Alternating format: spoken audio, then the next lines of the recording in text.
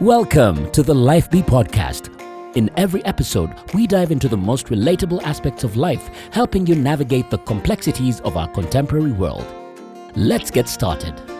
Hello and welcome to the Lyfe Be podcast. It's a beautiful day here in Kampala, Uganda. On the other side of Africa that is called East Africa. We're excited to have you viewing from all over the world. We're saying good morning, good afternoon, good evening, good night to many of you across the world. Thank you for watching. Thank you for tuning in every time the podcast is out. Thank you for listening in on iTunes, Spotify Podcasts, Google Podcasts, wherever the podcast is being aired. And thank you for watching on YouTube. Please continue to support us. You can use our Cash App. You can use mobile money in Uganda, MTN, and what's the other one? Airtel. I was about to say Warid. You can use those platforms to support us so we can keep getting better and doing this. I want to thank my amazing team, Director Israel Dennis, Beyond Creative, Jonas Rhymes, and my beautiful wife, Gianna Chigundu, on the other side. And everybody that tunes in, encourages, leaves a comment. And please leave a comment, subscribe, share, like. Everybody wants to be liked. Have you thought of that? Like my comment. Like. We're in a world where we want to be liked. Validated. Human need validation. Ladies like to be validated, don't they? You like be affirmed. What about validation? Yeah, they all come in the same bracket for us. Okay, ladies and gentlemen, tonight I have the amazing Queen of Love.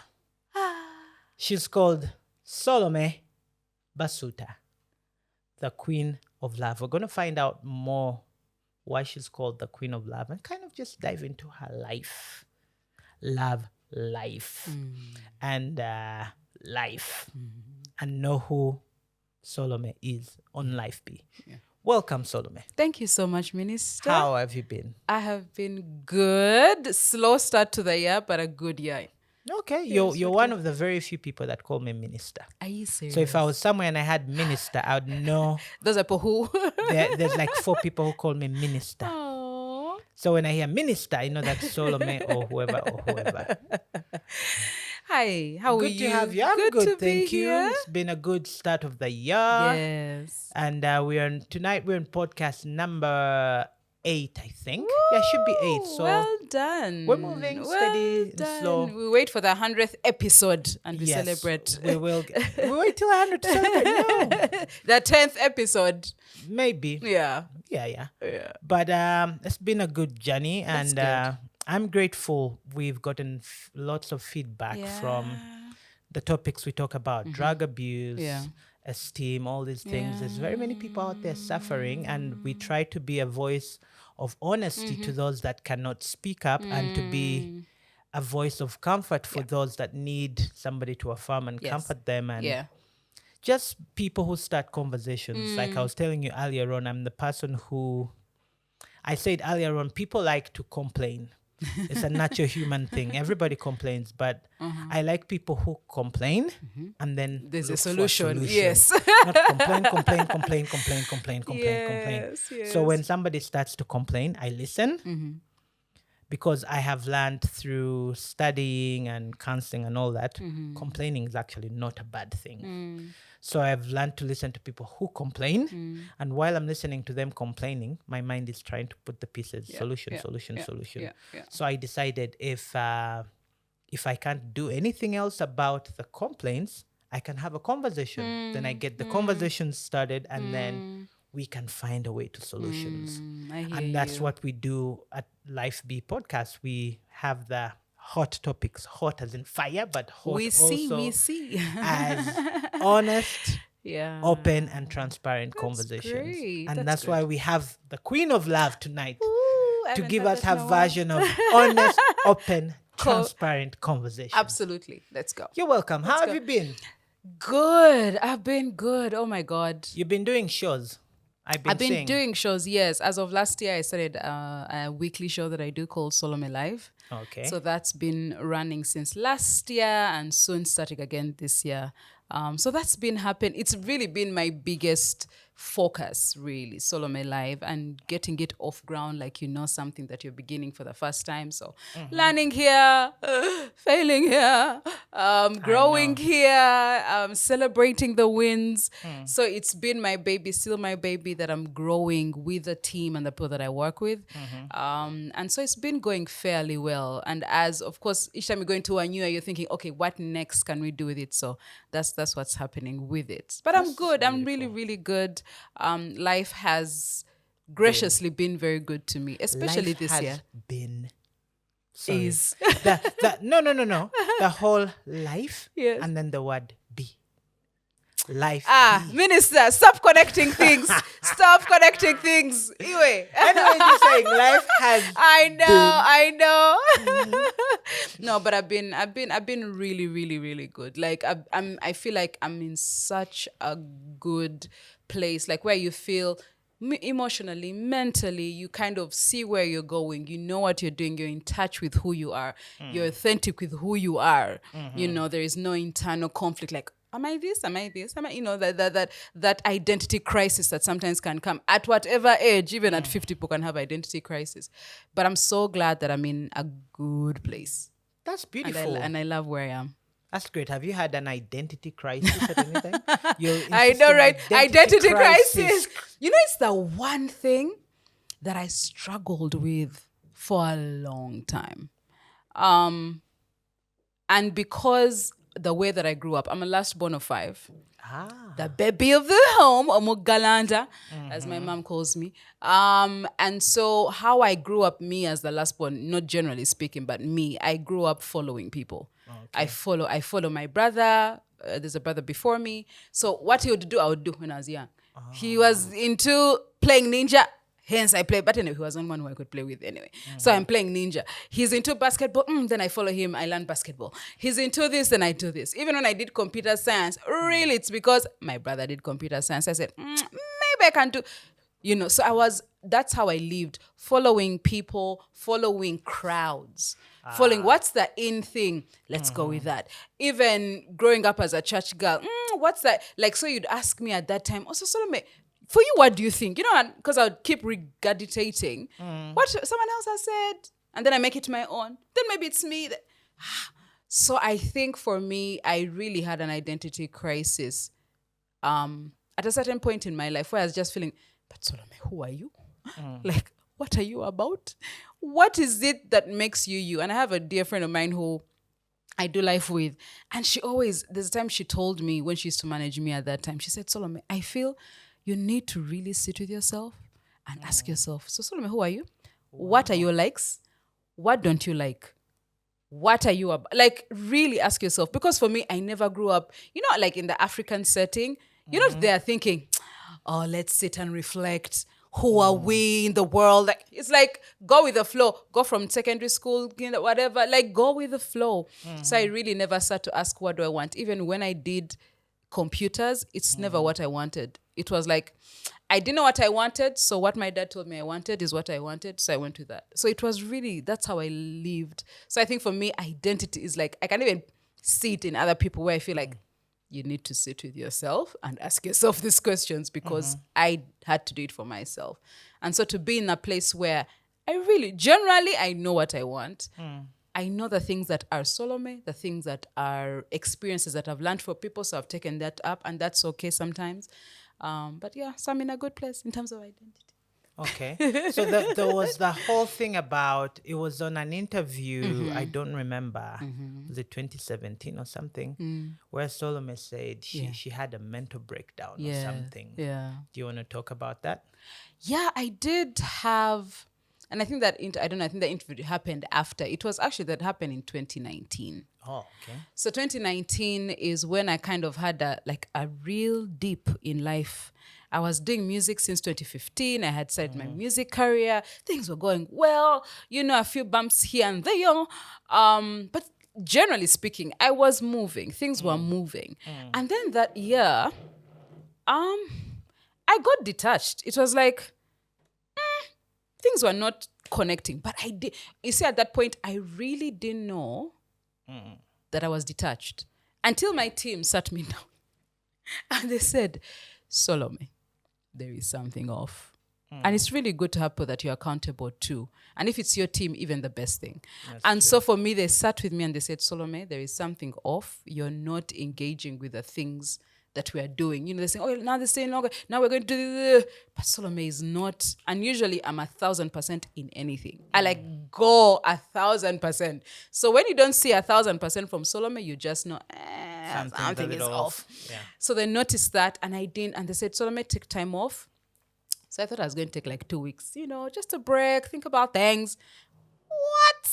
And at that time, my manager said, Solome, you need therapy. I said, no, you know, I refuse it in my system. To an African, when you say you need therapy, I know, right? It's like, girl, you're beaten to the ground. You're insane. Exactly. We're taking you into a mental Butabika hospital institution because you've gone off the rails. Thank you.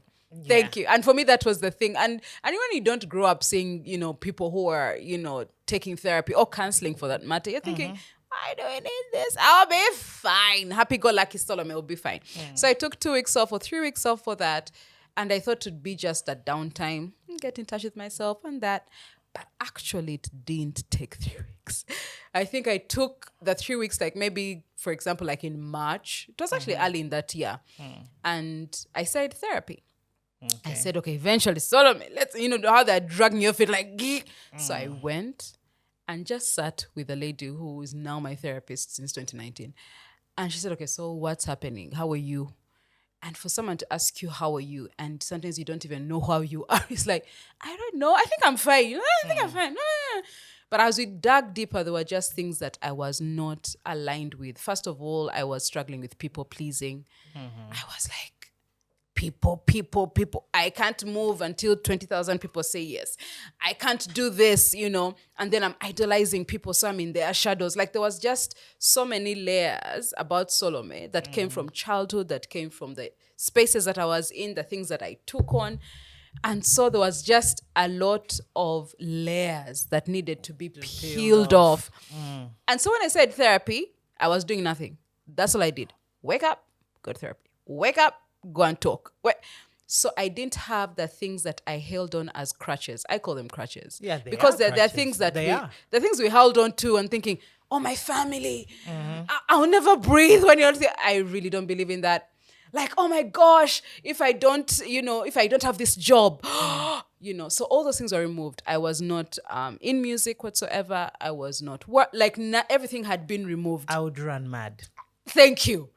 Like, even my team withdrew. I tried to reach out to my manager and say, hi. She said, why are you talking to me? She switched. She's like that. Like, she switched off. Bye. Go away. Like, it's not yet time.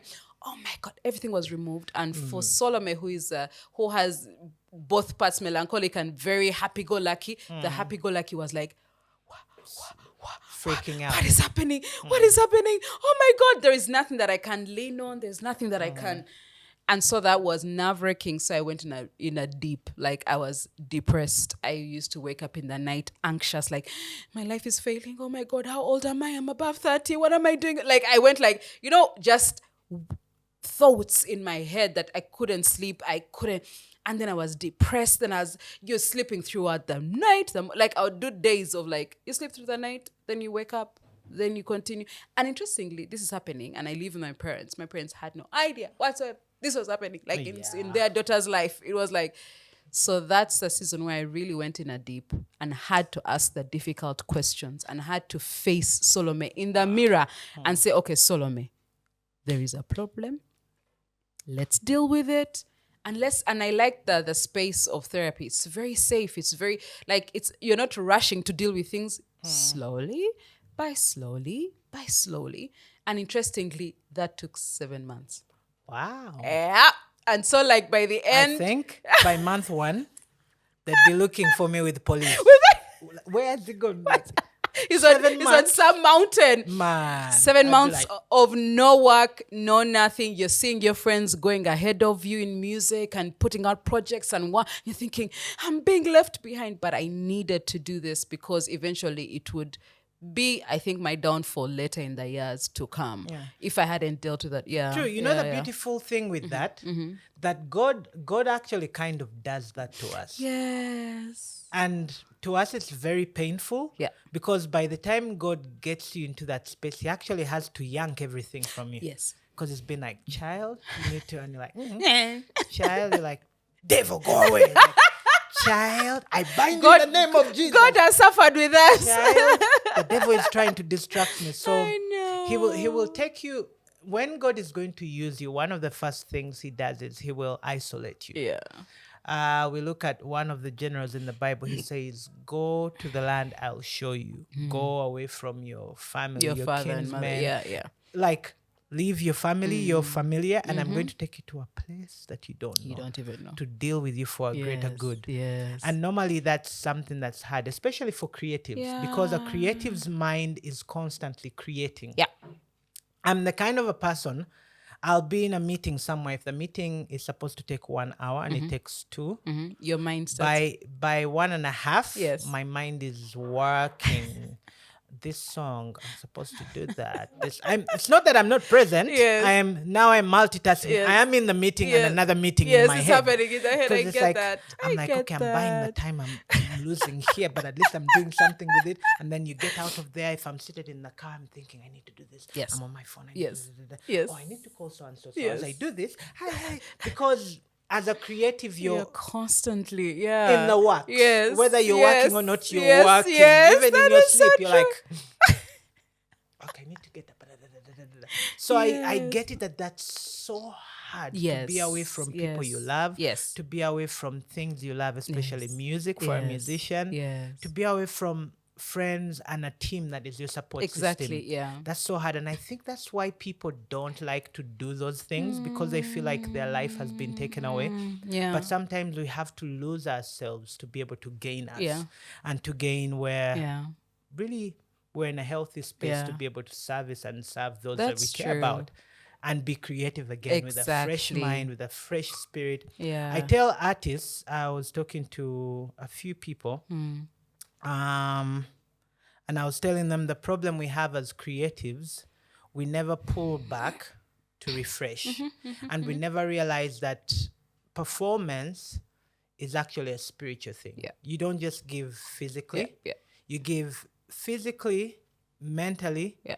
emotionally, and spiritually. Oh, yeah. Because you're transferring that which you feel Exactly. onto people. Exactly. You're working up a room with Yes. your spirit. Yeah, People yeah. think it's just art and it's Yeah, spiritual. yeah. And you find that many artists go into depression, Yeah. and they try to fix it with drugs. Yes. It's normally drugs, women, sex, men, and more fame. You're thinking the more famous you are, the more you're dealing with your problems. And then you find that it's pulling and sucking you in deeper, because now you're trying to match up to a person you're not. Yeah.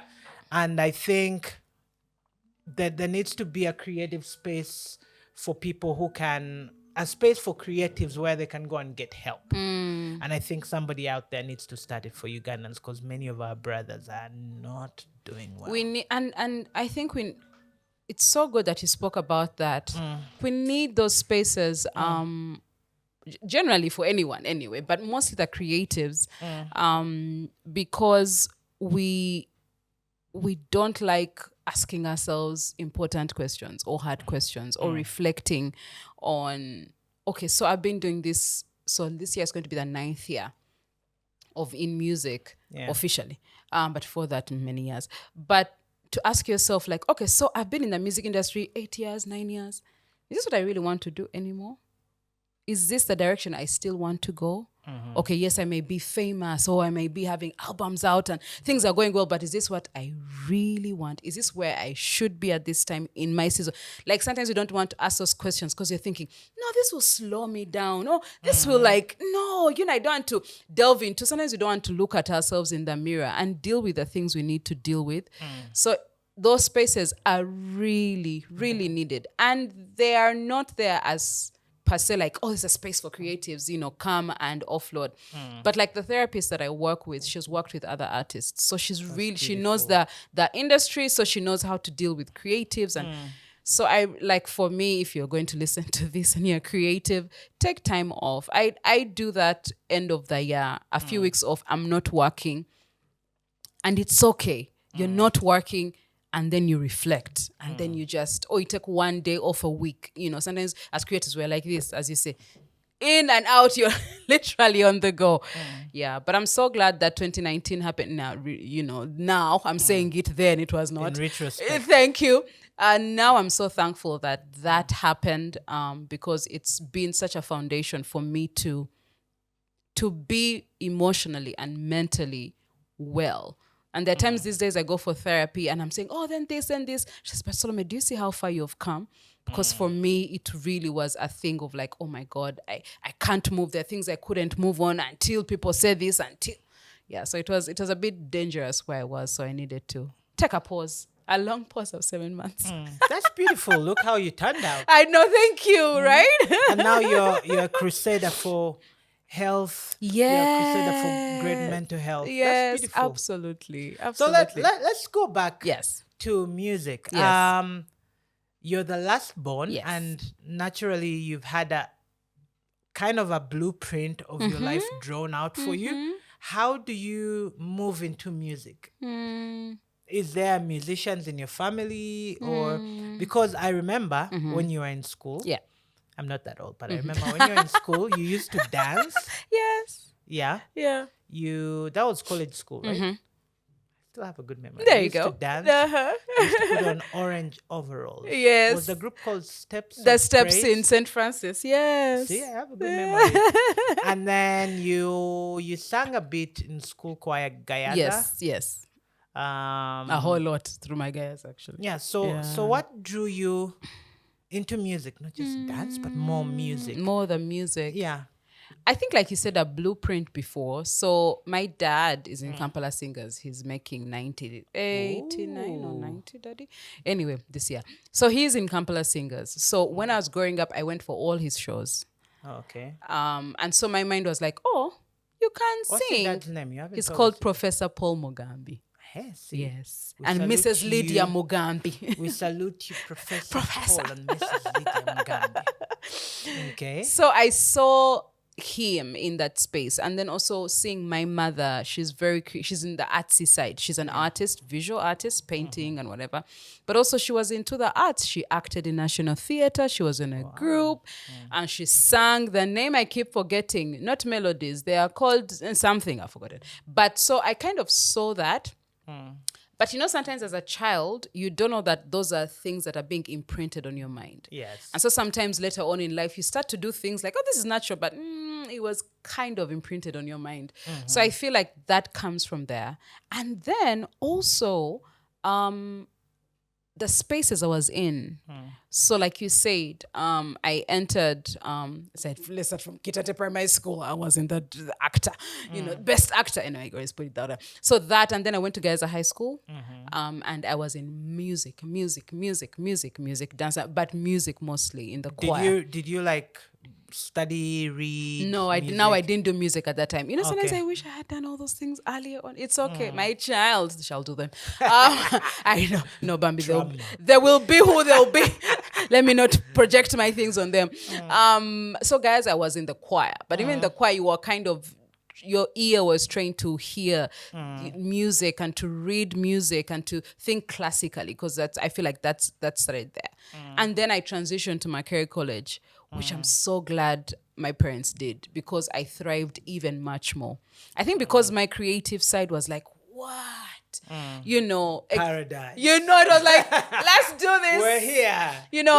Let's go. I was Michael Wuma. So you see how we all come out of those things. So I was there. I did MDD. I was acting. I was dancing. I was singing. Wow. I was leading the worship, the music, the worship team even in school. So I was really in the music scene. And so You once did a musical, right? so later in life. Not at that point. yeah. Yeah, you Now remember that that? you talk about that, I There you remember that. go. Yeah. So, Wow, yeah. so like that foundation and being in those spaces kind of made me think of like, you know what? The arts are very important for me, because it's a space where I fully express. Like you want to see Solome fully expressed, put her in those spaces, you will really see that.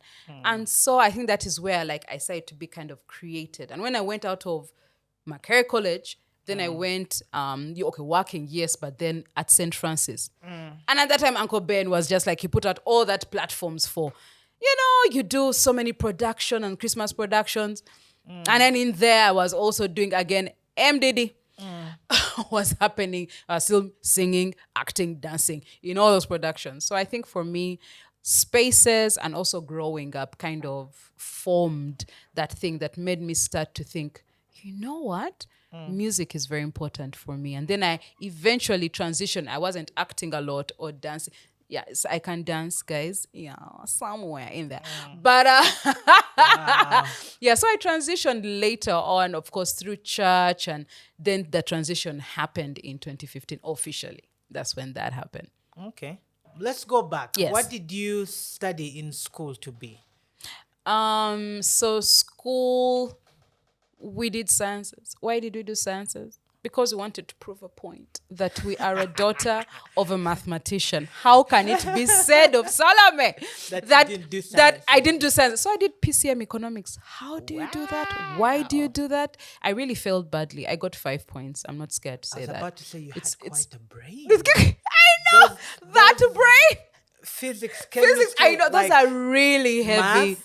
Those are heavy subjects to take on. Like even me in school. Yes. In math. Yes. I was that one child that did very well from the bottom.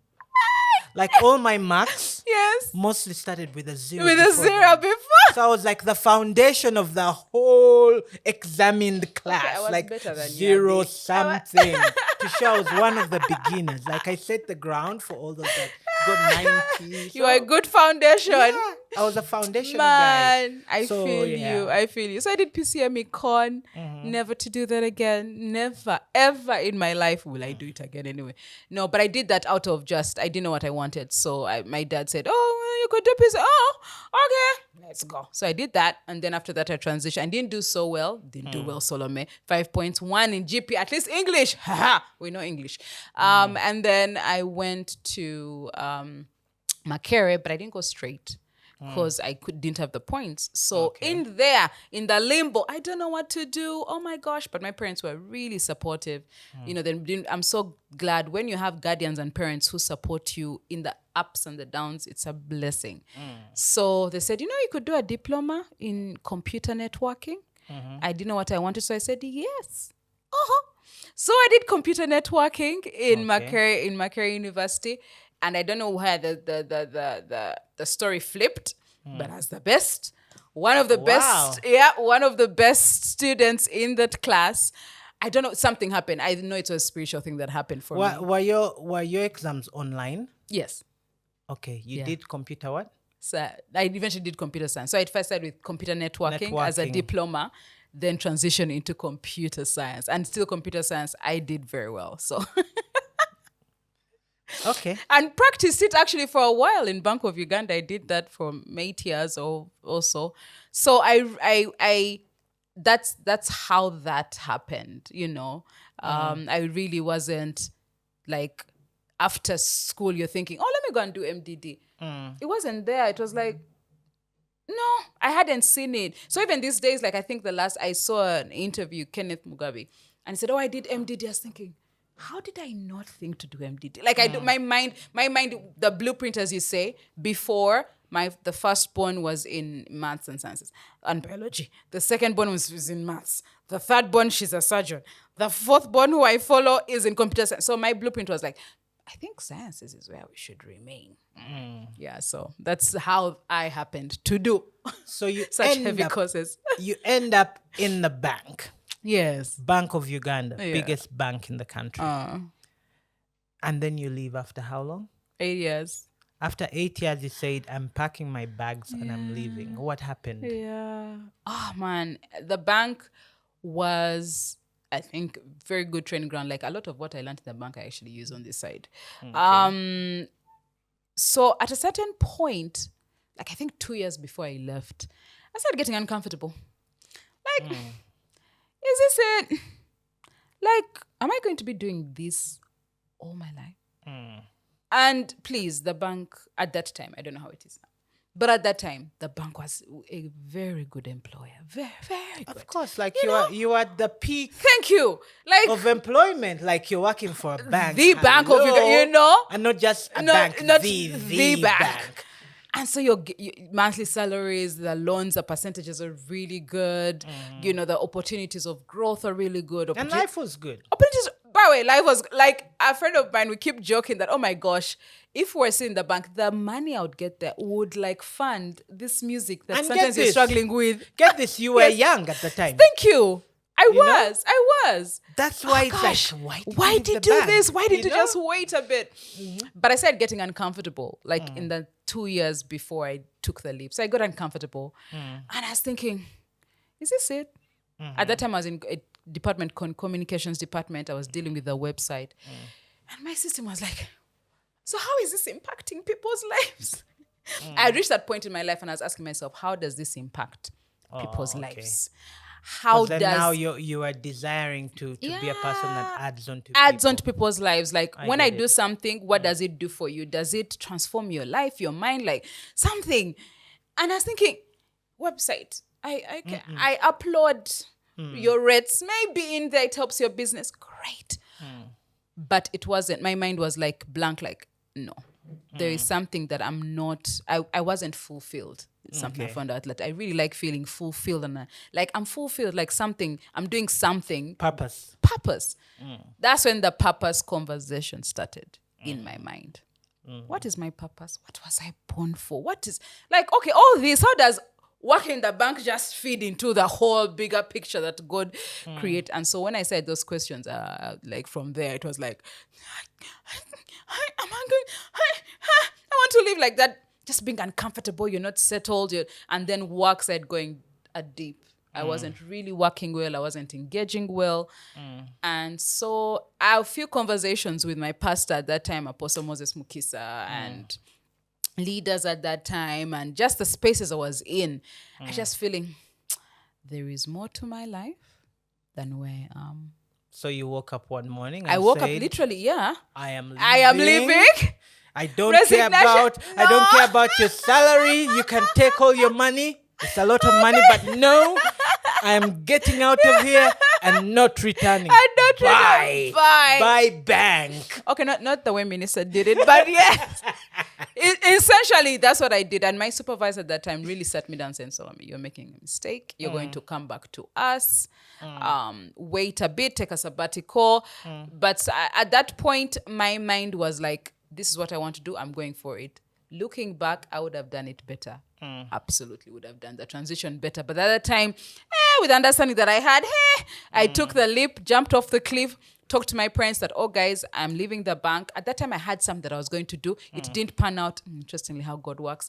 But I took the leap. I'm so glad I took the leap at that time. I was not married. I didn't have kids. I could take that risk. Yeah. And so I did it. Nobody else was to suffer for your decision. Not really. Okay, apart from Solome, who was in it.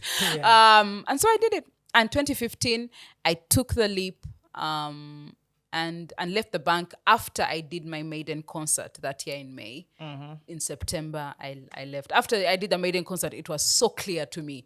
This is what I want to do all my life. I wake up, I do music, I do this, I do this. I mean, you had a sold-out concert. Yes. Who wouldn't be like, this? This is it. This is And I think that's what God does. I feel like when he's pushing you into something, things really, it's just the after where you start like now working like, okay, now you have to figure out this. And so there's so many transitions I went through after I, started my career that I had to learn and grow in so. At that time, you're a worship leader in church. Yes, I was. How at was Worship that? Harvest. It was good. I had such a backing of my church when I did my maiden concert. Actually, everyone in the team was from church. Yeah. The committee were church members. Okay, a few people who were not from church. People I worked with in the bank. The band, the band, worship. It was like our daughter. Let us. Yes, they always show up for their own. So they really showed up in big numbers. They supported. They commissioned me. They prayed for me that night, and so it was a good leap off the cliff. Not alone, but but it was such support going into the thing I felt I was born to do, which I was really born to do. Okay, and then you woke up again and went into secular music. Oh, gosh. That word Yes. cracks me up. Yes. There's actually a guy who came and told me, these people are doing circular music. I said, what? Circular music. I said, sa what? Circular. I'm like, bro, secular. And like, yeah, circular music. For him, he's saying. Yeah, circular, because they hear the word circle. Yes, So I tell my friends Yeah. from the church, I tell, this is me. I don't call that music secular music. Because I work in both spaces, I do events, I'm part of some mainstream artists management teams. Yes. So I don't call it secular because personally I believe it's a very, to me it's the equivalent of saying Negro. I believe it's very segregative because then there's sacred, secular. So you're either sacred or secular, and secular is never, So I tell people it's mainstream music. Yeah. That's comfortable. I can't come and I say, you're a secular artist. That's like, you're judging the brother already. So what? Are you going to talk about Christ to him already after you tell him? Yeah. So how was it for you to leave the church? I know there was a bit of friction there, as always is when a Christian artist, especially a worship leader in a church, decides they're changing directions. One of my disappointments, where I shouldn't even be disappointed, is, do you know who Dante Bowe is? Yes. I know his journey. You know his story? Absolutely, yeah. Girl, I was pissed. I was like, dude, how do you get me to like you all these years? You do all this Then amazing worship music, and now you're on wine for me? Wine? I'm like, bro, Maverick City music. Stop. Yes. Yeah. But I know that people grow into different spaces for many reasons. Sometimes they're just no longer fitting the mold of where they grew up, and they're trying to do something they totally believe in. And I just want to hear your story. It's always we're always culprit of standing on the outside and throwing the stones as Christians. Always. How can you go secular? We never quite know the process. We never know people's stories. We never know the backstory, why somebody has done that. I've had to talk to some artists who come and say, for me, I am not a gospel artist. I am a Christian artist. And I'm thinking, bro, don't even do that. They're like, no, I'm just a Christian artist. I'm a Christian who is an artist. And I said, you know what? You can actually say you're an entertainer. And it's okay. They'll judge you, but it's okay. That's who you are. You're either a gospel artist or you're an entertainer. Entertainment has never been bad. Because entertainment, even Christians need entertainment. But we've taken it to the extent that you have to be a Christian gospel artist for you to do art, for you to do music. And yet it's not how God meant it. God has gifted us differently and has given us has deployed us at different depots for us to be able to carry out what he's called us to do on our purpose differently. But because we come under we come up under the umbrella of church, we normally think, if you're not doing gospel music and you're a Christian, if you're not doing worship music and you're a Christian, then you're not a Christian anymore. So I just want to kind of demystify that whole thing through your lens. What was your journey like? What got you to that place? I know I had your first song, which is my favorite song, but that one that you did, and I was like, ooh, because as those conversations were going on with you and the church, they were going on at the studio at the time. I recorded at the same studio at the time. I was sitting with one of your producers, Fred Wallace, and we were having the same conversations. You know, he's always dancing on the edge. Yes, he's like, he likes it. He really likes it. I'm like, Fred. And he's like, no, but if you're doing love songs, talk about love. Love is supposed to be love in its entirety. He's so passionate about that. And he's like, look at the songs of Solomon. I'm like, Fred, enough. He's like, no. Look at the Bible, songs of Solomon. I'm like, Fred, I don't even want to go there. But you know, there was that friction, and I want to hear your story. interestingly, I'm very passionate about speaking about, because I think over time I've learned a number of things. Yeah. Also being pastored, where I'm now being pastored, I've also learned a number of things. Yeah. Literally hate the word secular. Like, hate the word secular. Praise Jesus. Hallelujah. Because the way I see how God created, he created all things and said they were good. When God looks at the earth, he doesn't see boxes. We do boxes because we are human and we like to understand things, and we like things like we have to squeeze our everything control. into our understanding. Yes, like, okay, this makes sense. It's not a bad thing. It's a human thing. But God doesn't see it like that. The way I feel, and I know that he sees it, music and arts and all those things is an expression of who he is, first of all. Then the second thing is, it's not about, oh, you're doing secular, whatever you're doing, in the way you're expressing yourself. It's about your heart. At the end of the day, it's about your heart. It's about your soul. It's about having a relationship with God.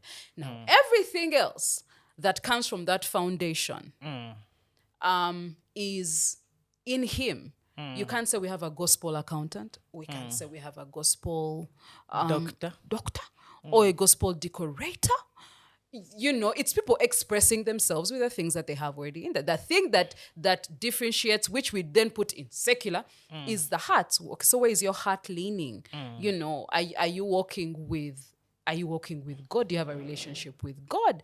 You know, and then that determines everything that our faith then determines everything that we do. So it's your expression of your heart that comes out through the product. different things that we do.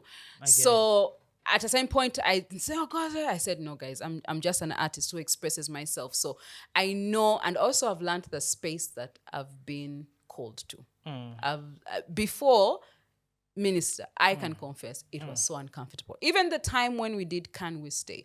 Interestingly, there is a word, can I become very spiritual here? There is a word that I got over my life, that I would actually be doing music that is about intimacy. It was already spoken about. So it wasn't like, oh, now but of course, the thing that now looking back, maybe I would have done is have better communication. Because for me, like you see, the bank, I jumped, like, you know what I mean? So there's such a quick switch that didn't give time that people who were in my world could understand. So that I would have done better, that I confess. But in terms of eventually transitioning and starting Can We Stay was a blow, because I had just done my sold out concert. I'd come out and also that time when I was coming out, my mindset was like, I'm going to be the next Sister Winans Uganda has never seen. Oh my gosh. Hallelujah. That's what I'm going to be doing all my life. And then when I come into 2016, something kind of changed. And I said, oh, okay. So this is like God kept saying, you're not in a box, you're not in a box. And so I said to kind of start to express the other side, because it's all love. And that's the thing about Solome, is how she sings about love is about God, is about the human life, a man and a woman. And now I'm so passionate about it because I've seen people who have got so destroyed in marriages and relationships because maybe they didn't understand intimacy, or they didn't know how to be intimate, or and I've seen my music do that for so many people. So that's how I transitioned, not to secular, but I just transitioned to singing songs that are very intimate and very sensual. We did definitely push the envelope like this with my team, with Can We Stay, with Ntwala, the visuals. We were just making a point that, you know what, this is good. It has been tainted so much. It's tainted so much of like people struggle with their identity about, even in relationships and marriage, people are struggling to be intimate with each other. So can I create beautiful art that they can use to be healed even in that space? So for me, I literally, like I keep talking with my producer, like for me, it's like mission. Like I'm on a mission. And I love it, like each time I finish a Solome live night and people come to me and say, oh my God, I want to propose to my wife. Oh my God, this song meant this to me. And I'm thinking, for me, that's my win. Oh my God, I'm going home to make babies. Thank you. Absolutely. Because sometimes we don't even have that music where, I don't know whether it's baby, I don't know whether it's baby face or whatever. So you can have that music. And so for me, I think just for people to be delivered as artists. For the scales to fall off. The scales to fall off, yes. As a creative, yes. Your foundation, just deal with your foundation. What is your foundation? With God. Deal with that foundation, have it, and then have full expression of who you are and the creator in you. Because as creatives, we're literally creators with the creator. The things we create, you guys, before a song minister that you put out, there was nothing. Before that song, there was literally nothing. Like the Bible said, before even said, let there be, the earth was formless, void. Like, there was nothing. That's how you are. So, as creatives, there is such power in us that God has given us that we need to see it from that point that, oh my God, before there was Juliana Kanyomozi singing this music, like there was literally nothing. And then she created it. And so to see that and to be just delivered, like don't think about life in boxes. Because when you do that, then you really miss out on the beauty of what God can do in your life or what he's bringing to your life. And you really, really miss out on it, And I think just to speak even to the creatives who, you're singing mostly gospel music, and that is fine. But if you feel an inclination like, oh, let me write a love song, be delivered, absolutely write it. I like what Benji Kasula is doing. He's doing both the different kind of music, the love music. I love his new song, Found You.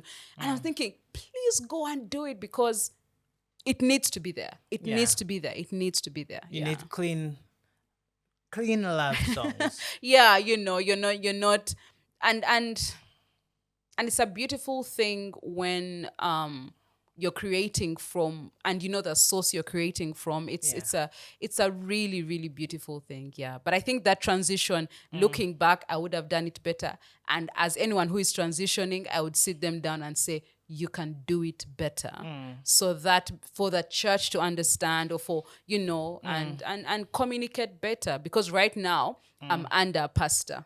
He's my, I sit him down and he sees my projects. Yeah. Before I put out in Twala, he saw my project and he approved of it. And he said, I even said, can you put in a guy? I said, Pastor, I'm not putting in a guy, really. There is no need. Like, you don't have to put everything in a video. Yeah. And I sit with him. We have open conversations about love and intimacy and what is your mission, Solome? So how are you positioning this music? And he's so as creatives, I think that's the other point. Just have a space of accountability. Don't feel like Lone Ranger. I can do it all. You can't do it all by yourself. You need to have an ear that is outside yourself. That's true. Yeah. How has it been for you with love and relationships? Miss! The higgy hugger. This is my new word. The higgy hugger of love and relationships. My journey has had a higgy hugger. I think in the past, most of my relationships, I've had I've been in two relations, like they've been official. Like it has a beginning and it has an end. It had an end. There were two of them. One took 2 weeks. I let go of that one quick. Because a friend of mine who was around me at that time, that was university, said, oh, but Solome, what if you get this one doesn't know Jesus, so maybe. Then I got scared. At that time, really, I was again in that people pleasing. So I didn't know what I wanted. So it was like, So I dropped him with a text. Never drop someone with a text. Whoever sees this as a young person. Lessons learned. Never do that. So I did that, and now we're even good friends with him. And then the second official one was a long one, which I thought was going to lead to marriage. But because I was young mentally, emotionally young, I didn't know what I wanted. And so I really messed it up. At that time, I think I didn't know how to handle when guys, I don't know if they still do that because I haven't dated in a while, but when guys go like in a cave moment. So you're busy, work is busy, things are busy, you're looking for money, or you're in school, and so you kind of unplug. Yes. Not in a bad way, not like, Solome, I don't love you. You're talking It's to just, a guy. Thank You're you. talking to a You're guy. just I know. unplugging for a while, and then I will be back on the. So I didn't know how to handle that, because for me it was like, at that time I was such a needy person. Yeah. Oh my God, you're a bit cold. Why? So when those spaces would come, I needed a fix. I was one of those people. People were my fix, like a drug. And so I would find emotional attachments somewhere else. And so in To there, just move on. in just so in there, I think the thing that broke what's the word, broke the camel's back, was I got emotionally attached to a married man. Oh. And in got there, messy. it just got messy. You know, you're there just believing this guy. Oh my God, you're my 18. I think I got married to the 20. Anyway, so I got emotionally attached to him. And so that relationship that I was hoping to lead to marriage, just because it just got messy. And at that point I stopped. I paused and I said, Solome, there is a problem. So I stopped, and that was like in 2009, 2010. And so at that point, I just said, I'm one of those, like I switch up very quickly. So I switched up and I said, you know, God, I'm taking a pause. I'm done. It took me a while. Even in there, I had emotional attachments. Like you just find a guy, oh my God, you connect, like you're laughing. Oh my gosh, I'm in love. But you're not in love, because after like 3 weeks, then what's there? So that was my blueprint of love. Yeah. Which was a wrong blueprint, but it's something that I had created.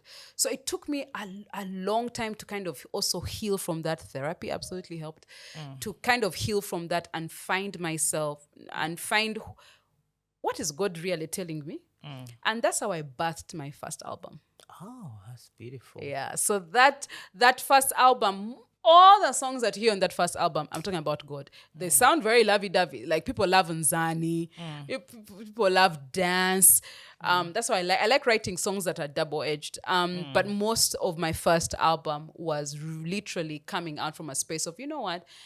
I think I didn't know God as love.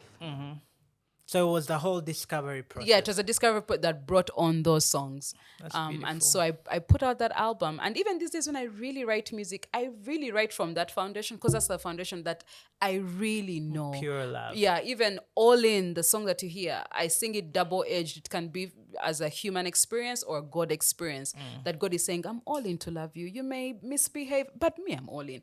So for me, love, the blueprint now has changed. Yeah, I'm now in a better place. I'm not in a relationship because I was in a space of fear for a long time, of like, if I get into this thing, Banak, just the higgy hug of this thing, I may mess it up again. So let's be safe with Jesus. People would ask me, so Solome, what's happening there? You guys, let's not lie each other. Jesus has suffered. It's everybody's husband. You know, you're like, you guys. I think it says you guys, okay, I'm all your husbands, but can you please go and experience something? Anyway, but I think I used to lie to myself. And sometimes as single ladies, we do lie to ourselves because we are putting, not everybody, guys, but some of us, you put up walls because you're in fear. I don't want to get back into something. Maybe, I'll be hurt, or I'll hurt somebody because I'm the one who broke you off the last one. So you're just trying to protect yourself. And so you take on the coping mechanism thought of like, I don't need nobody. Jesus is my husband. I'll be good. Oh, y'all. So that's what I took on for a while. And eventually I found out, again, with reflection, it's something that I was just using as a coping mechanism. And God really sat me and said, but Solome, is this really what you believe? I said, no. I'm such an emotional. I'm like, I feel things 1,000%. I'm one of those who can go and like buy a plane for my husband. Are you saying? Anyway, so no, but I'm one of those, like I give 1,000%. And so for me to deny the thing that is me is just an anomaly, really. Ludicrous. Thank you. So I decided, no, that's not me, and I'm open. And so actually since then, which is like recent, like 3 years or 2 years ago, I've really been open to getting back on the horse. And I think this year is going to be the year when we see something change in Solome. Nice. Yeah. We're watching and waiting. Watching the space. Okay, as we close, where do we find Solome's music? How do we get in touch with Solome? How do we go to Solome's concerts and stuff like that? Where could you just let us know?